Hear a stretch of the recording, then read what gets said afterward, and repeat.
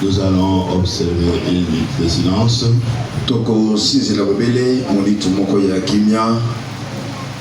En mémoire du pasteur, le grand pasteur Amici Manango Dieudonné.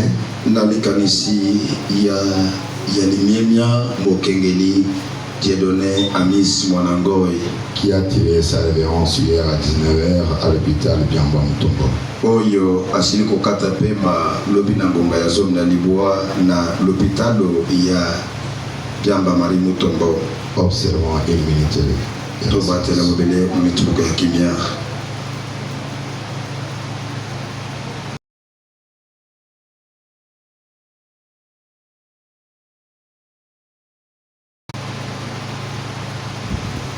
Merci, vous pouvez vous asseoir. C'est un vaillant héros qui vient de tomber. Je me rappelle quand il commença son ministère.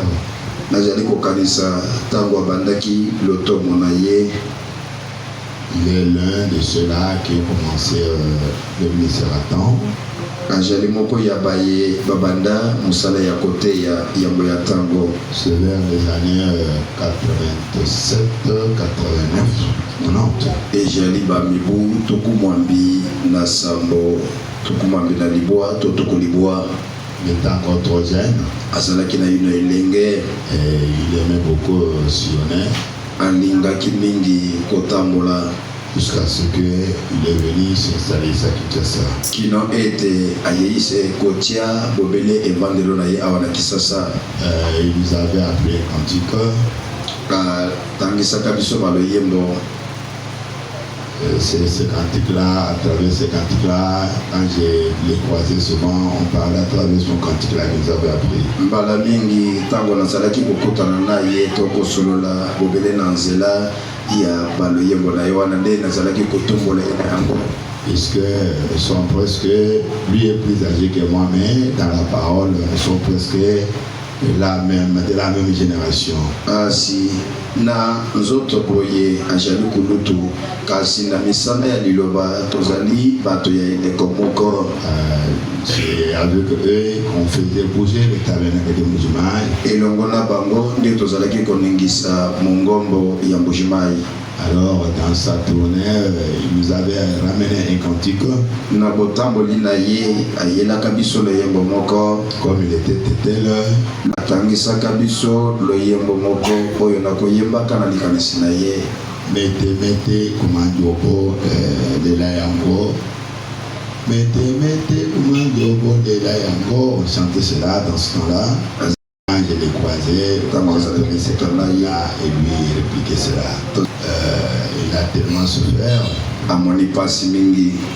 Il faut qu'il aille se reposer comme cela. Et sengeli akende kopema ndenge wana. La vie terrestre, elle est tellement compliquée. D'abord, ça a commencé par son épouse.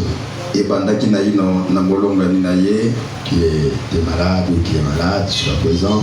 Oyo azali kobela kino sika awa.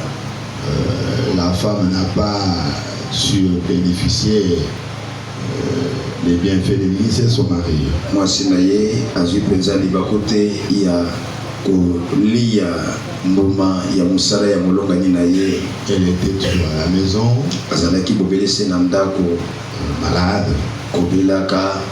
Et à cela s'est ajouté la maladie du pasteur. Pe na yangwe bakisami bokono ya mokengeli. Vous l'avez entendu quand j'ai vous parlé de la dédicace de son église. Bolandaka tango nazalaki kolobela bino na tina ya bobulisami ya mongombo na ye. J'étais là, je l'avais pas trouvé.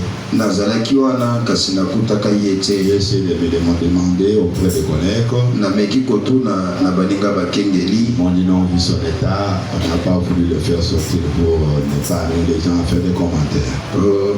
Kota na lulengi ajali basepelaki na yuno te ko bimisa ye po ete bato bakomema na kolobaka. Alors tout s'est passé en son absence, semble-t-il que c'est vers la dernière journée qu'il a été fait sortir. nyonso elekanaki zanga ye azala ezalaki bobele na mikolo na suka nde bayaki kobimisa ye. Hier, j'avais suivi la semaine passée que sa situation s'empirait. Nalandaki poso utaki koleka ete likambo na ye iyaki ndongo. Il ne mangeait plus. Alors, mais c'est hier que j'ai appris qu'il a tiré sa révérence à l'hôpital de Biamba. Kasi lobiloleki nde nalandaki solo ete akati pema kuna na l'hôpital ya Biamba Marie Mutoko. Il est aussi troisième administrateur des SRTF LS. Ajali pe monyangeli ya misato to mokambi ya misato na etuluku ya maima kotala lingomba ya lisanga ya ba ekelezia ya sango na tango na pokwa ngambo ya pole na pokwa. Que son âme repose véritablement en paix. Moloko na ye ekokana kopema na kimia. Ce monde n'est pas chez nous.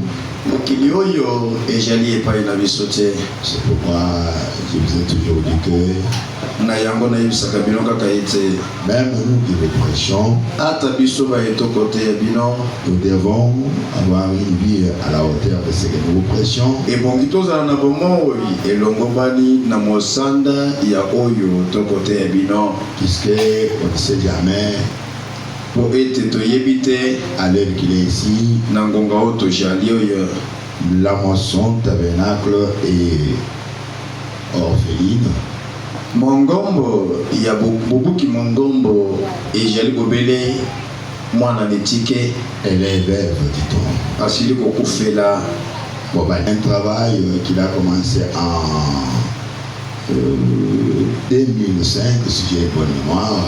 Mosala oyo ya bandi na mobu ya koto mibale na mitano. En 2007, j'étais ici à la convention. Kwetena oya koto mibale na sambo nazalaki awa na mayangani oyo ya convention. Oui, j'étais ici en 2007 et lui avait commencé quoi entre 2005 ou 2006 là. Ya bandaki na mobu ya koto mibale na la laisse comme c'est là. Ye atiki ya ngoninge wana. Juste comme le cas de Ilunga Olivier. Kaka ndenge likambo to lisolo ya ndeko Ilunga Olivier. Et aussi le cas de Kalala Meji. Pe lisolo ya Kalala Meji. Donc travailler. Osali. L'église émerge. Ecclesia ekomeli. Et vous laissez l'œuvre, donc vous partez, Dieu vous rappelle. Osali musala penzambe abengiyo otiki yango. Alors c'est pourquoi quand nous sommes encore en vie, na yango tango tozali na ino na bomoi, que Dieu nous aide à bien vous gérer. Nzambe asunga biso na kokambaka bino malamo. Et à vous aussi à bien nous gérer. Pe na bino pe bokokana kolengela ka biso. Alors quand nous sommes encore en vie, tango tozali na bomoi, priez beaucoup pour nous, bobondele mingi pona biso, pour que Dieu nous protège, po ete Nzambe akuba biso.